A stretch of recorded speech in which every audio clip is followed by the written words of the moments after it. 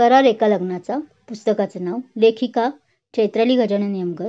आतापर्यंत आपण पाहिलं की रणवीर दीपाला आपल्या घरी घेऊन गेला. आता यापुढे पाडेगाव. करार एक लग्नाचा भाग 4. पाडेगाव ऊस संशोधन केंद्र म्हणून तसं महाराष्ट्रात प्रसिद्ध असलेलं गाव, पण तरी या गावचे क्षेत्रफळ जेमतेम 15 किलोमीटर. नीरा नदीच्या काठावर वसलेलं एक छोटंसं गाव. गावात आबा निकम व तात्या गायकवाड हे खूप चांगले मित्र, तसेच या गावचे प्रतिष्ठित असे माणीघर. त्यांच्या गावात चांगलाच दबदबा होता.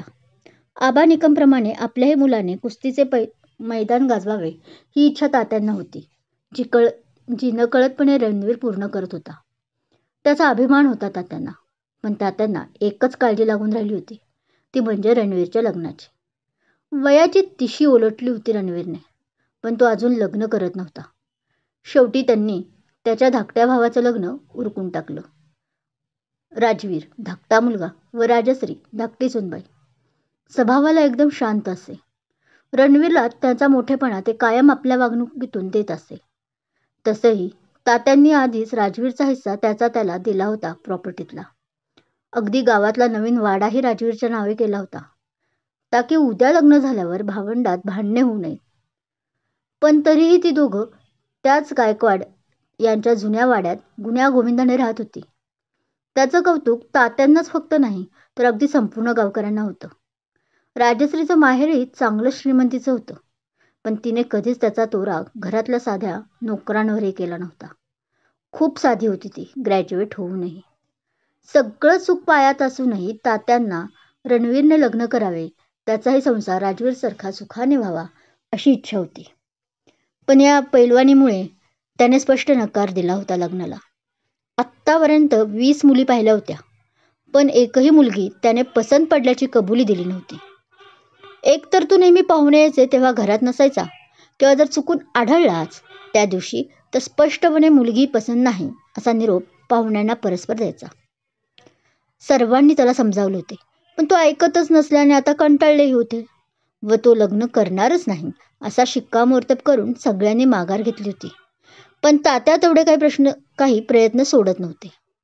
आणि त्यामुळेच नीराचे आमदार नाना पाटील यांच्या सुनैना या कन्येचे स्थळ चालून आल्यावर तात्यांनी कसलाच विचार न करता होकार कळवला होता. पण तरीही मुलीला व मुलाला एकदाच बघू दे एकमेकांना असा विचार कळवून नानांनी गेल्या 15 दिवसापूर्वीच आजच्या तारखेची बोलणी केली होती. तात्यांनाही लगेच होकार कळवला होता, पण रणवीरलाही सांगितले होते. आणि आजच ते पाहुणे येणार होते, म्हणून गणपती व हा शेवटचा नकाराचा कार्यक्रम एकदाचा उरकून यावा असा विचार करूनच तो आज गावात आला होता. शेवटचा कारण यानंतर खुद्द तात्या या गोष्टीचा नाद सोडणार असे कबूल झाले होते. या स्थळानंतर दुसऱ्या स्थळाची गरजच भासणार नाही याची खात्री जी होती तात्यांना. भैरोबाचे दर्शन होताच रणवीर तिला घेऊन आपल्या गाडीत बसला खरा, पण त्याच वेळी बाळाला जाग आली आणि ती रडायला लागली. वहिनी, तुम्ही बाळाला दूध पाजून घ्या, तोपर्यंत मी आलोच. तो ते बाळ का रडत असावं याचा अंदाज घेत म्हणाला. हो, म्हणून तिनेही बाळाला आपल्या जवळ केले तसा तोही बाहेर निघून गेला. तिने बाळाला दूध पाजायला घेतलं खरं, पण काल दिवसभरात इतकं काही झालं होतं की तिचा पाहणाच आटला होता. त्यामुळे बाळाची भूक काही केल्या भागत नव्हती कालपासून. त्यात तिने रात्रीपासून काही खाल्लंही नव्हतं. ती तशीच बसून राहिली. केतकी बाळही वैतागून आपल्या छोट्या छोट्या हाताने केस ओढून तशीच रडत रडतच झोपी गेली. तिच्या अशा रडण्याने तर दीपाला आणखीन त्रास होत होता, पण ती हतबल झाली होती. आपल्या बाळाला आपण साधं दूधही पाजू शकत नाही ही भावनाच तिच्या मनाला लागून राहिली. ती तशीच गाडीच्या खिडकीला डोकं टेकून बसली होती. त्या अनोळखी माणसाला आपली दशा कशी सांगावी या विचारात ती हरवली होती. अर्धा तास झाला होता.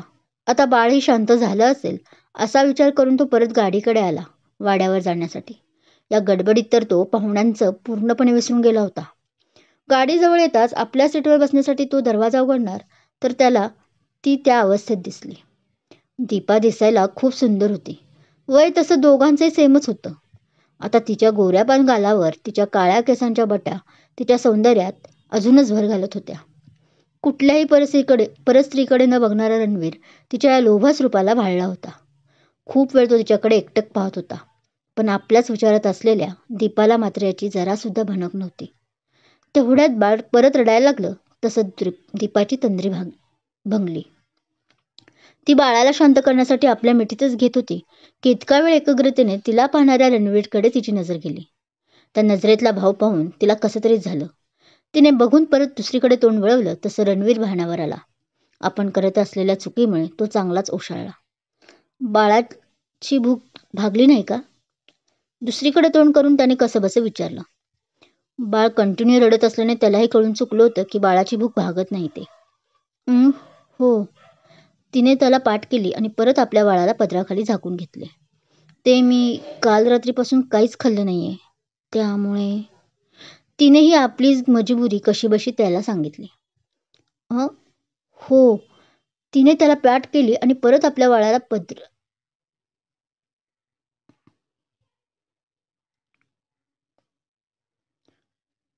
अहो वहिनी, मग हे आधीच सांगायचं ना. वहिनी हा शब्द तो जाणून बुजून बोलत होता. बहुधा आपल्या भावात चाललेल्या मनाला सावरत तर नव्हता ना.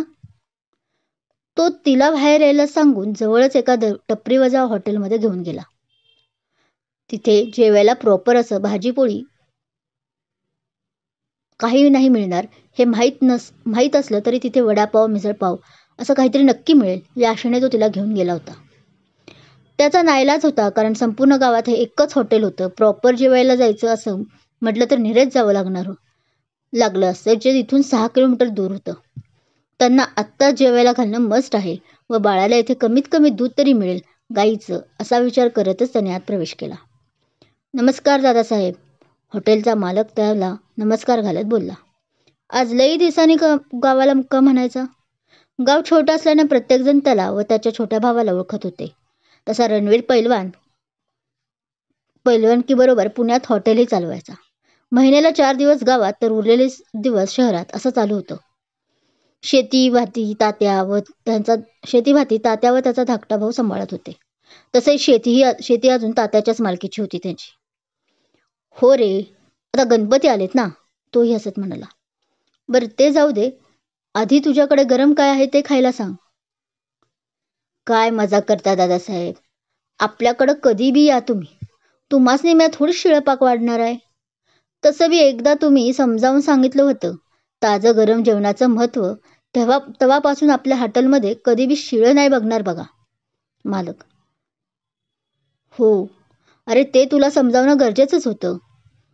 पण आता बघ, तुझा धंदाही जोमात सुरू असेल ना. तो हसत म्हणाला. वय. बरं सांगा दादासाहेब, काय हवं तुम्हासनी? वडापाव मिसळपाव? मालक. मला नकोय. 1 मिनिट. तो मागे वळून दीपाला पुढे व्हायला सांगतो. ह्यांना जे काही हवे असेल ते दे. दीपा पुढे येताच एकदाच तो हॉटेलचा मालक रणवीरकडे पाहतो तर एकदा दीपाकडे. वहिनी साहेब, तुम्ही इथं? त्याला अक्षरशः धक्काच बसतो. ती राणाची बायको आहे हे ठराविक लोकांना माहीत होतं. राणा लग्नानंतर जरी गावात आला नसला तरी लोकांनी तिला फोटोमध्ये पाहिलं होतं. तू ओळखतोस यांना? रणवीर त्याला विचारतो. त्यालाही धक्का बसतो की ह्यालाही कोण आहे कसं माहीत. ते तर दीपाही ती संभ्रमात त्याच्याकडे पाहत असते. हे गाव तिच्यासाठी तसं नवीनच असतं. लग्न होऊन 4 वर्ष झाली होती तरी या गावात राणाबरोबर कधीच आली नव्हती. नाही म्हणजे ते राणादाची मंडळी आहेत ना. मी त्यांना फोटोत पाहिलं होतं वाड्यावर. तो डोकं खाजवत आठवत बोलतो. अच्छा, हो वहिनीच आहे राणाची मंडळी. मलाही त्या भैरोबा मंदिरात दिसल्या. चक्कर येऊन खाली पडल्या होत्या म्हणून मी आणलं इकडं. रणवीर मुद्दाम खरं काय ते सांगत नाही, कारण आपण तिला गुंडापासून वाचवलं, आबा कसे धूर्त वगैरे आहेत हे त्याला क्लिअर केलं तर आत्ता चांगलं टेईल. त्यापेक्षा घरी जाऊ, तात्यांना सांगू असा विचार करत तो बोलतो. बरं, तू बघ वहिनींना काय हवं ते, मी जरा आलोच. म्हणून दीपाला काय हवं ते मागवा असं सांगून स्वतः तिथून बाहेर पडतो. तिला त्याच्याशिवाय या गावात असुरक्षित वाटत होतं. इतका वेळ तो सोबत असल्याने तिच्या मनात आबांचा विचारही आला नव्हता. पण आता तिला कुठेतरी कळत होतं की आपण आगीतून उठून फोपाटात पडलो आहे. हे गावच जर आबांचं असेल तर आपण इथे सुरक्षित नाही. वहिनी साहेब, घाबरू नका. मी राणादाला चांगला ओळखतो. तुम्ही हवं ते मागवा, मी आलोच. पांडू, बघ रे वहिनी साहेबांसनी काय हवं काय नगं ते, असं बोलून हॉटेल मालक बाहेर पडतो. तीही मग जरा निर्धास्त होऊन मिसळपाव मागवते. पण तिच्या काही केल्या पोटात काहीच जात नव्हतं. बाळ असं उपाशी आणि आपण असं खाणं तिच्या मनाला काही पटत नव्हतं. इतक्यात तो हॉटेलवाला मालक हातात एक डबा व सोबत एका बाईला घेऊन येतो. वहिनीसाहेब, ही माझी बायको सुभा. तुम्ही लय अवघडल्यासारखा वाटत आहात म्हणून हिला बोलावून आणलं. मालक त्या बाईची ओळख करून देतो. तसं ती सुभा त्याच्या हातून डबा घेते व उघडून तिला मेथीची भाजी व भाकरी चारायला लागते. आज अचानक मला बी मेथीची भाकरी खावीशी वाटली म्हणून म्या केलती. म्या याच विचारत होतो की भाजीला म्या चुकून बी हात न लावणारी बाय असं मधनंच कसं ढवळायला लागलं. पण आता कळते, मला नाही तर तुम्ही वहिनीसाहेब येणार होता म्हणून त्या बैरोबानं माझ्याकडून करवून घेतलं. त्या बाई सुभा खूप इमोशनल होऊन बोलत होत्या व तिला चारतही होत्या. त्या दोघांचं प्रेम पाहून तिला भरून आलं. नकळतपणे तिचे डोळे पाणावले. वहिनी, बाळाला इकडं द्या आणि तुम्ही निवांत जेवा. बाहेरून आलेल्या रणवीरचेही हा प्रसंग पाहून नकळत डोळे पाणावले होते. स्वतःला कसं तरी सावरत तो तिच्यापाशी येऊन बोलला. तसं तिने त्याच्याकडे नवलाईने पाहिले की ह्याला बाळ का हवं आहे. पांडू, जा, एक वाटी स्वच्छ धुवून त्यात गरम पाणी घेऊन ये व सोबत छोटा चमचाही. तो केतकी त्या छोट्या बाळाला आपल्याकडे घेत बोलला. तसा पांडू पळतच हॉटेलच्या किचनमध्ये गेला व 5 ते 7 मिनिटात सर्व साहित्य घेऊन आला. तसं ती वाटी व चमचा घेऊन त्याने बाहेर आणलेली दुधाची पावडर 2 चमचे त्या गरम पाण्यात टाकली व चांगलं मिक्स करायला लागला. ती मात्र तो काय करतोय हे कुतूहलाने पाहत होती. ते आमचा पुतण्या श्रीरंग म्हणजे माझ्या धाकट्या भावाचा मुलालाही सुरुवातीला असंच दूध सिटीच्या डॉक्टरांनी द्यायला सांगितलं होतं. वहिनीचं सिझर झालं आहे ना, त्यामुळे ते असं काही वेळी करताना मी पाहिलं होतं. ती आपल्याकडेच पाहत आहे हे कळल्यावर त्याने तिच्या मनातला प्रश्न ओळखून हसत उत्तर दिलं व हळूहळू केतकीला ते तयार केलेलं दूध पाजू लागला. तीही मिटक्या मारत ते दूध पित होती. आत्तापर्यंत आपण कथेचा परिचय पाहत होतो. आता पुढे काय? तात्यांच्या घरी गेल्यावर आबा काय आहे हे कळल्यावर तात्यां कसे रिॲक्ट करतील हे जाणून घेण्यासाठी ऐकत रहा करार लग्नाचा